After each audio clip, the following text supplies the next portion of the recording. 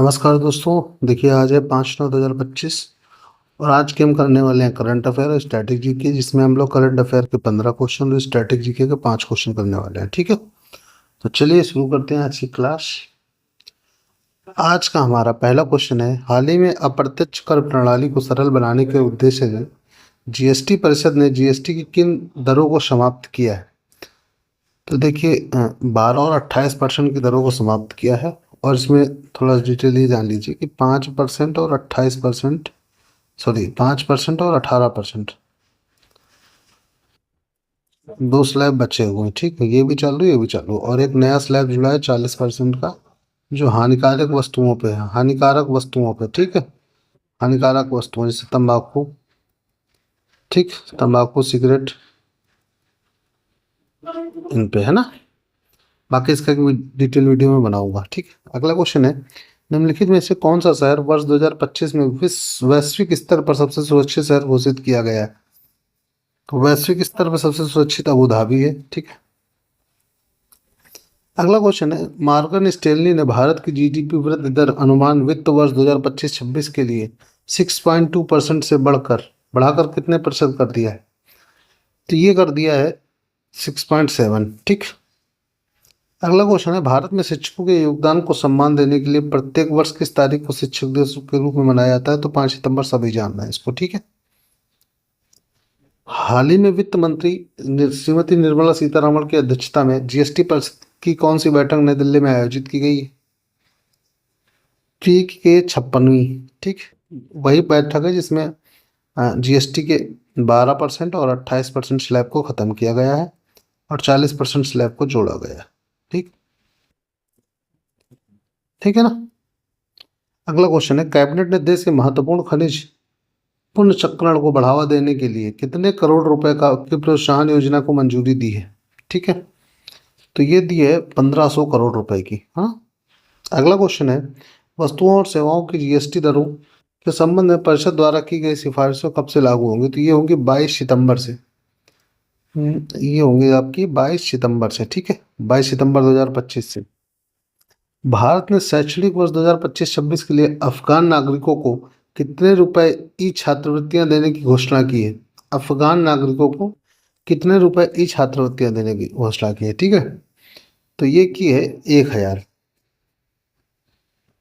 अगला क्वेश्चन है, निम्नलिखित में से किस देश के नागरिकों को अब भारत यात्रा के लिए पहले की तरह पासपोर्ट वीजा की आवश्यकता नहीं होगी? ठीक है, तो ये है नेपाल और भूटान, दोनों के लिए ऑप्शन सी सही होगा। ठीक है, नेपाल और भूटान के लिए। अगला क्वेश्चन है, जीएसटी परिषद ने स्वास्थ्य बीमा और जीएसटी को किस स्लैब में शामिल कर दिया? देखिए, स्वास्थ्य बीमा जो भी प्रीमियम थे, ठीक है, इंश्योरेंस के प्रीमियम जो है, ठीक, ये 0% जीएसटी पे है, फ्री हो गया, फ्री ऑफ जीएसटी। ठीक है, 1 सितंबर 2025 को किसको भारतीय खाद्य सुरक्षा एवं मानक प्राधिकरण एफएसएसआई का सीईओ नियुक्त किया गया? तो एफएसएसआई का सीईओ जो है वो नियुक्त किया गया रजित पुन्हानी। ठीक, रजित पुन्हानी को। ठीक है, अगला क्वेश्चन है, एसबीआई की रिसर्च रिपोर्ट के अनुसार जीएसटी दर में संशोधन के सालाना राजस्व घाटा कितने करोड़ रुपए का अनुमान है? ठीक, जो जीएसटी की दर में संशोधन किया गया, जिसमें 12% और 28% को ख़त्म किया गया है, और कुछ में 12% से 5% किया गया है, और 28% से 18% किया गया है। ठीक है, तो इनकी वजह से जो सरकार को घाटा आ रहा है वो कितना है? तो वो आ रहा है लगभग 85,000 करोड़ रुपए। ठीक है, क्वेश्चन अगला है, भारत ने सेमीकॉन इंडिया 2025 कॉन्फ्रेंस में देश का कौन सा स्वदेशी 32 bit space processor Vikram 3201 launch किया है? ठीक है, तो इसमें देखिए दो क्वेश्चन बनते हैं। ठीक, स्वदेशी 32 बिट स्पेस प्रोसेसर, इसका नाम क्या है? इसका नाम है विक्रम 3201। ठीक, तो कौन सा है ये जिसको लॉन्च किया है? तो इस ये है पहला। ठीक है, पहला स्वदेशी 32 बिट स्पेस प्रोसेसर विक्रम 3201। ठीक है, अगला क्वेश्चन है, हाल ही में पंजाब में आए बाढ़ के कारण कितने लाख हेक्टेयर से अधिक खड़ी फसलें नष्ट हो गई हैं? तो ये हो गई है 1.48 लाख हेक्टेयर। देखिए इसमें थोड़ी डिटेल में मैं आपको बता दे रहा हूँ। इस समय पंजाब में बाढ़ बहुत ज़्यादा आई हुई है, ठीक है, जिससे फसलें बहुत बर्बाद हुई हैं, ठीक। हाँ, तो इसमें सरकार ने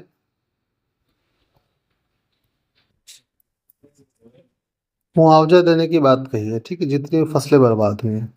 लेकिन मुआवजा लगभग 7 से 8 हज़ार रुपये पर बीघा होगा। हाँ, ये एक बार कंफर्म करना पड़ेगा, शायद यही है, ठीक है।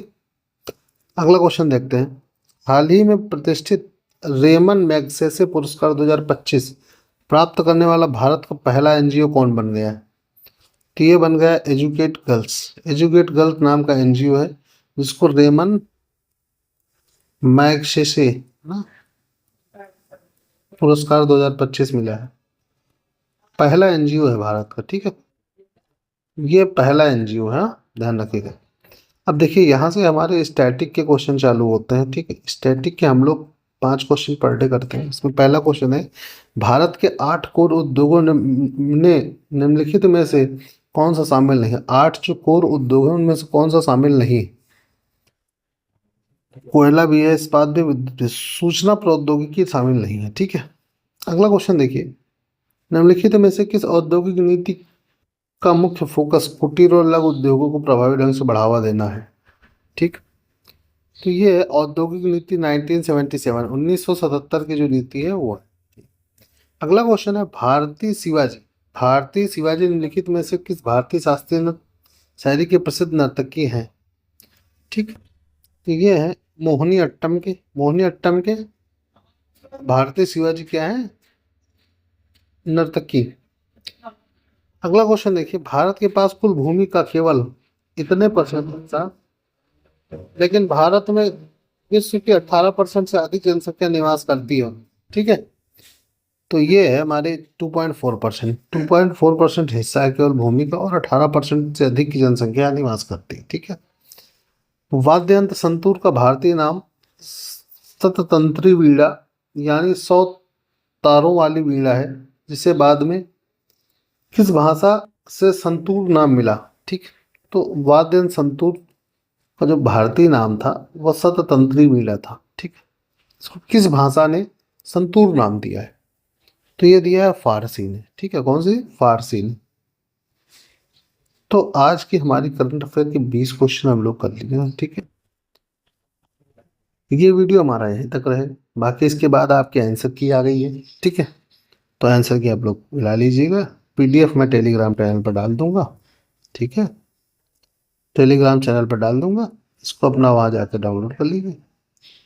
और अगर आपको हमारा वीडियो अच्छा लगता है तो वीडियो में लाइक कमेंट ये कर दिया करिए, ठीक है, जिससे हमें भी थोड़ा पता चले कि हाँ आपको वीडियो अच्छा लग रहा है, ठीक है। बाकी मिलते हैं अगले वीडियो में, तब तक के लिए बाय बाय, टेक केयर।